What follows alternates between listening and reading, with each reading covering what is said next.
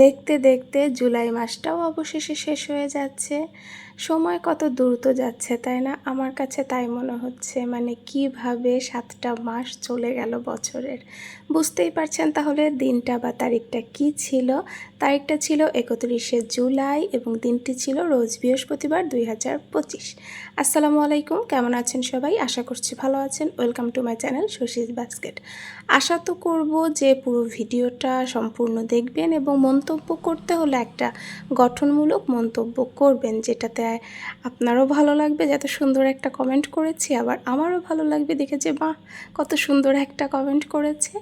আর সবাই যখন ভিডিও করে, যারা কন্টেন্ট ক্রিয়েটর হিসেবে আছেন, তারা সবাই যখন ভিডিওটা পোস্ট করে বা যাই কিছুই পোস্ট করে না কেন, তখন আশা করে যে সবাই সেটা পুরোপুরি দেখবে। তো আমিও তার ব্যতিক্রম না, আমিও আশা করছি আপনারা পুরোটাই দেখবেন।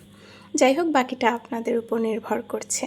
তো এই যে আমি নাস্তা করে নিলাম, আলু সেদ্ধ করেছি, কারণ সেটা আমি পরে বলছি কেন করছি। আর এই যে ছাদে এসেছি, দেখেন আমার ফ্রেন্ড আমার কাছে ফুলের গাছ চেয়েছিল আজকেই।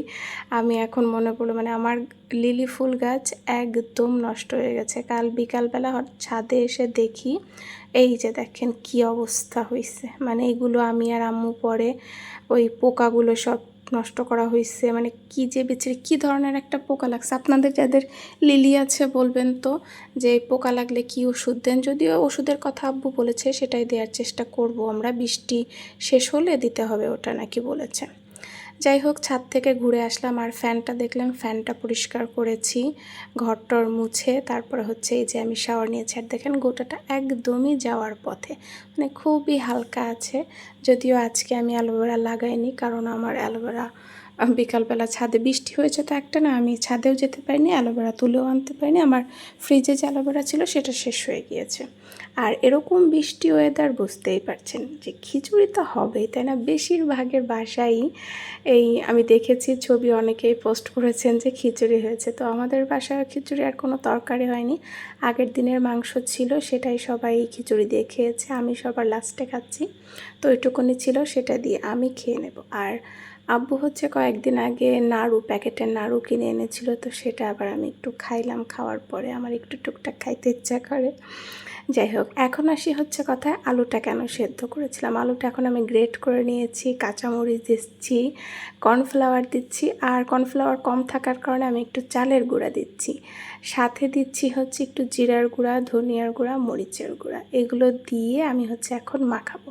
আর কেন করছি এগুলো, সকালে যে আলু সেদ্ধ করেছিলাম সেটা দিয়েই এটা করছি। কারণ হচ্ছে আমার গতকাল থেকে প্ল্যান ছিল আজকে ঘুরতে যাব। তো দুটো ফ্রেন্ড আমাকে অনেক দিন আগেই হচ্ছে ঘোরার কথা বলেছিল। তো আমি তখন দুজনকেই হচ্ছে না করেছিলাম, কারণ আমার সময় ছিল না তখন। একদিন বাসায় ছিলাম না, একদিন হচ্ছে মানে ওই টাইমে আমার সময় ছিল না, যেহেতু বিকালবেলা যাই। তো আমরা সব সময় তো মাঝে মধ্যে ঘুরতে বের হই। তো আজকে তো গতকাল আমি বললাম যে আমি এখন ফ্রি আছি, চল আজকে যাই। তো দুজনে বলল আচ্ছা ঠিক আছে। একজন আবার বলেছে যে কিছু নাস্তা বানায় নিয়ে আসিস, আমার খাইতে ইচ্ছা করতেছে, বানায় নিয়ে আসবি। ঘরে যা আছে তাই দিয়ে, তো ঘরে কি আছে, কিছুই নাই সেরকম। তারপর আমি এই নাস্তাটা হচ্ছে অনেক দিন ধরেই বানাতে চাচ্ছিলাম। তো ভাবলাম যে আচ্ছা ঠিক আছে, যাবো যেহেতু ঘুরতে, এটাই বানিয়ে নিয়ে যাবো, বাসার সবার জন্যও রেখে যাব, আমিও একটু নিয়ে যাব। জাস্ট আমরা এই সামনে দিয়ে ঘোরাঘুরি করব, খাওয়া যাবে, এই আর কি। এই জন্যই আসলে বেসিক্যালি আমি এটা করেছিলাম, কিন্তু বৃষ্টির কারণে আমার ঘুরতে যাওয়া হয়নি। এটা আমরাই সবাই খেয়েছি এবং প্রথমবার বানিয়েছি, আমার কিন্তু মজাই লেগেছে। একটু অন্যরকম করেই করেছি আমি, তবে আমার তো মজা লেগেছে। কেমন লাগলো জানাবেন।